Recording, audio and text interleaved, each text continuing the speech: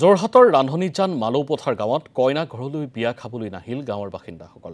কাৰণ দৰা কৈবৰ্ত সম্প্ৰদায়ৰ অনিল কলিতা নামৰ লোকজনৰ কন্যাৰ আজি আছিল বিবাহ উপলক্ষত বহু আশাৰে পৰিয়ালটোৱে ডাঙৰকৈ চোতালতে মণ্ডপ পালিছিল।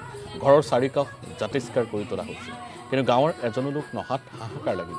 পিছত জানিব পাৰিলে দৰা কৈবৰ্ত সম্প্ৰদায়ৰ হোৱাৰ বাবেই বিয়ালৈ নাহিল গাঁৱৰ লোকসকল।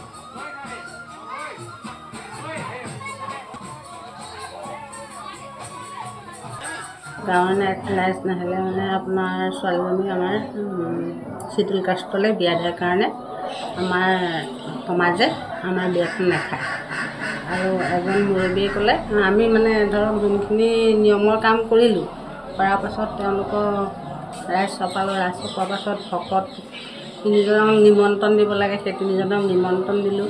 শংকৰদেৱৰ তিথি দিনাখনি তেওঁক আমাৰ মানুহজনক মানে তামোল পাণযোৰ নামঘৰত ঘূৰাই দিলে।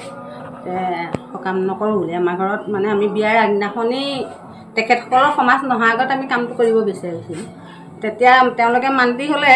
আপোনালোকে যেতিয়া বিয়া ঠিক হৈছিলে তেতিয়া গাঁৱৰ মানুহটো একো কোৱা নাছিল? তেওঁলোকে হ'ব বুলি কৈছিলে, আমাক প্ৰথমতে আমাক হ'ব বুলি কৈছিলে, তেতিয়া বিয়া নাখাওঁ বা কিবা তেনেকুৱা নাই কোৱা নাই। বিয়াৰ আগত এতিয়াকে নামষাৰ তেওঁলোকে গাম বুলি কৈছিলে, কিন্তু তেওঁলোকৰ সমাজৰ লগতহে আমাৰ সমাজ নবহো বুলি কৈছিলে।